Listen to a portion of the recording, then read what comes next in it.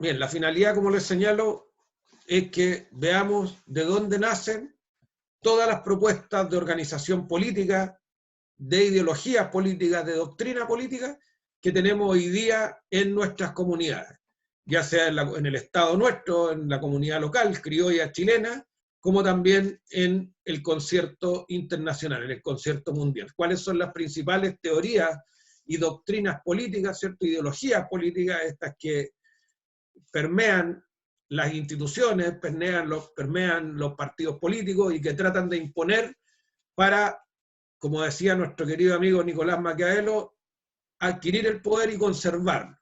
¿Ya? Eso vamos a ver a partir de hoy día. Bien, ¿cómo nace todo este tema de la organización política? Nosotros vimos por qué las personas se agrupaban, ¿se acuerdan? Eso lo vamos a seguir viendo un poquito más adelante, pero ahora vamos a ver cómo nacen las primeras organizaciones políticas, ¿ya? Y obviamente, si nos remontamos a la historia no la hacemos como creemos nosotros, ¿cierto? Porque nosotros estamos convencidos que los gringos, que los británicos, que los romanos crearon la historia. Y estas culturas son mucho más recientes que las grandes culturas orientales, ¿cierto?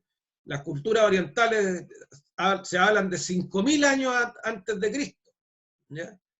Ya desarrollaban modelos de organización. Pero ¿por qué hay un quiebre tan grande? ¿Por qué nosotros no estudiamos? Porque si ustedes le preguntan, si a nosotros nos preguntan en general, ¿de dónde salimos nosotros? ¿Cuáles son nuestros ancestros? Nosotros seguramente nos vamos a detener finalmente en Roma, o nos vamos a detener en Grecia, ¿cierto? O nos vamos a detener en la Sajonia, en la Germania, que son los que posteriormente conquistarían Estados Unidos, y los que saldrían los ibéricos, donde saldrían los españoles que nos conquistarían. Pero esas son culturas relativamente nuevas si los comparamos con los orientales. ¿Por qué entonces tuvieron tan buena venta, tuvieron tan buena prensa las culturas occidentales? Porque ellos son los que hicieron, las culturas occidentales son los que hicieron el quiebre, ¿ya? ¿Por qué? Porque los orientales creían, y de hecho todavía hay mucha cultura oriental, si ustedes ven, bueno, la China de Mao tuvo un quiebre grande entre la religión y el Estado, pero si ustedes ven India, ¿cierto? Ven gran parte del asiática, en el cual todavía la religión permea mucho, la religión tiene mucho que decir en las culturas orientales, todavía hay una gran dependencia de la religión, ¿ya? Cualquiera que ella sea, hay muchas, en el Oriente hay muchas culturas que son politeístas, ¿ya? Hay otras que son monoteístas, politeístas que creen en varios dioses, otras que son monoteístas que creen en un dios, ¿cierto? Pero todavía está muy permeado por la religión. El Estado y la religión todavía se confunde mucho.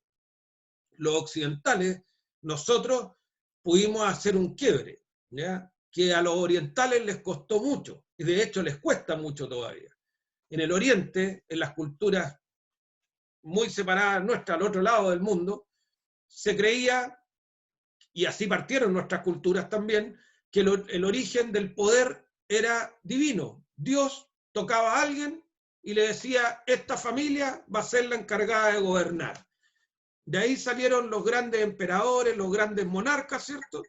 Que justificaban su gobierno, justificaban el ejercicio del poder, porque eran de origen divino. ¿Cuál es el gran ejemplo que tenemos hoy día, si lo queremos poner? Alguien que me ayude, ¿cuál es el ejemplo de una cultura oriental en la cual el gobernante se mantenga porque se dice que su origen es divino y que se transmite de generación en generación? Yo se lo he comentado en más de alguna oportunidad. El ejemplo clásico de lo que es un gobierno monárquico, a pesar de que se trata de una república, ¿cierto? Pero tiene un gobernante que es monárquico y que todavía se cree que su origen es divino y que tiene una de las comunidades más altamente evolucionadas, por lo menos en materia bélica, en materia de armamento. ¿Cuál es? ¿Corea del Norte? Corea del Norte, pues, colegas.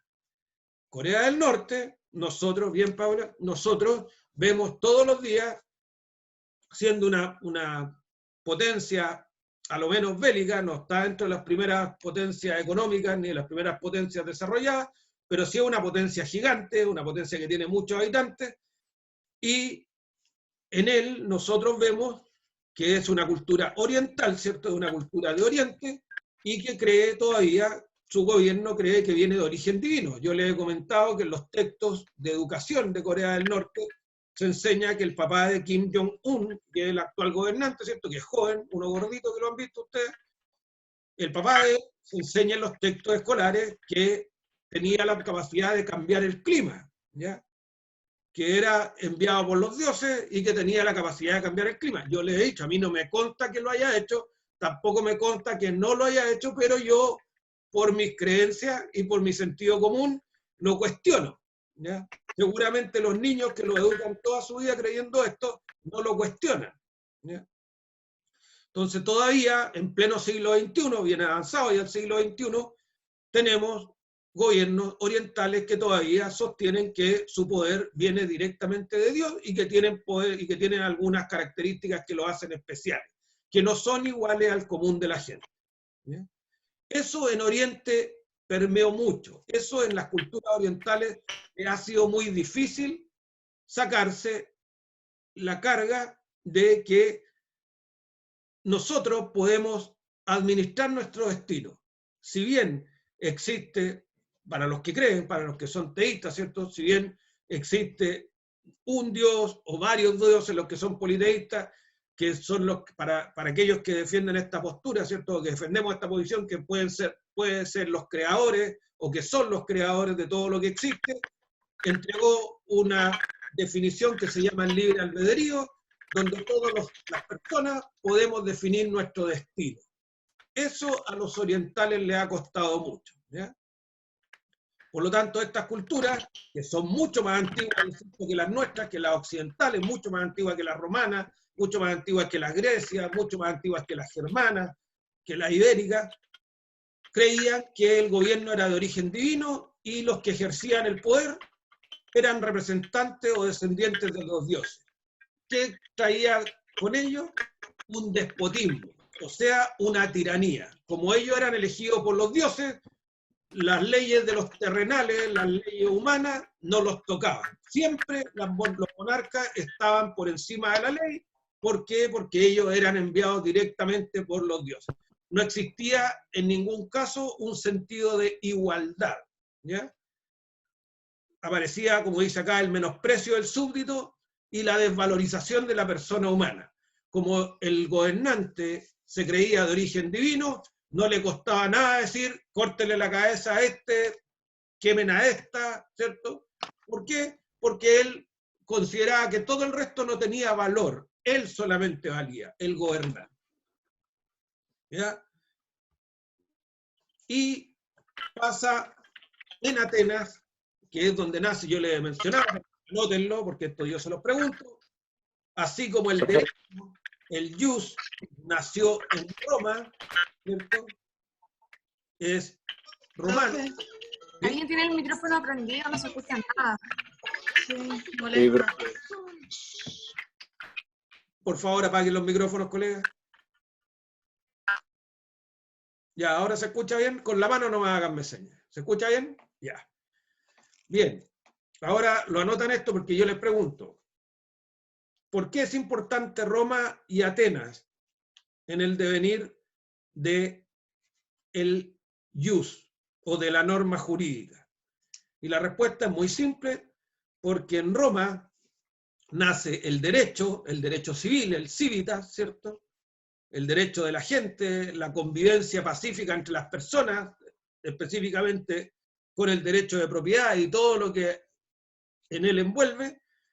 Y en Atenas, al otro lado del mar, nace la definición política. Así como en Roma nace el derecho, en Atenas, y paralelamente, muy, muy cercano, coetáneamente, muy cercano en los años, ¿cierto? Porque el derecho civil en Roma nació por allá por el 700 y algo antes de Cristo.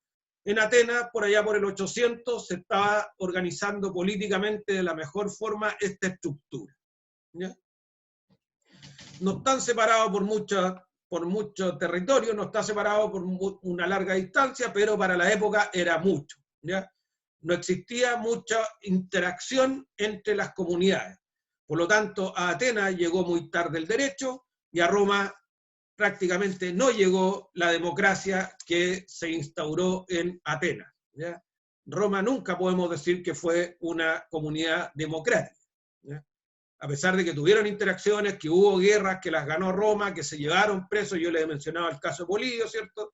Que se llevaron presos algunos grandes genios atenienses, no pudo permear este modelo y la democracia ateniense no pasó a Roma. En Roma normalmente se mantuvo un imperio o una monarquía, si se quisiera. ¿Ya? Hubo césares siempre, hubo grandes mandatarios que no adscribieron al modelo democrático.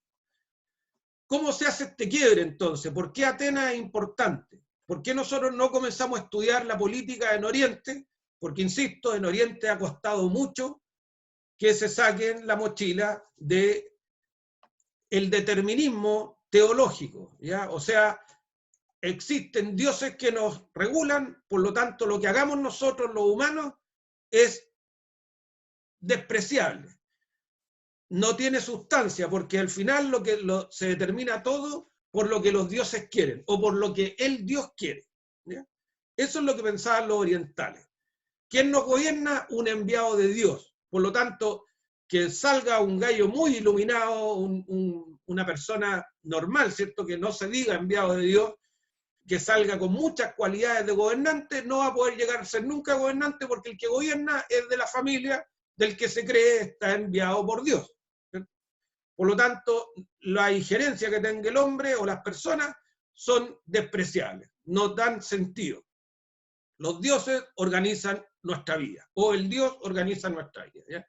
Eso es lo que se creía en las culturas orientales, por eso no se estudia su organización política, porque nosotros nos autodeterminamos. ¿Y de dónde nace esta autodeterminación política? De lo que sucedió en Atenas.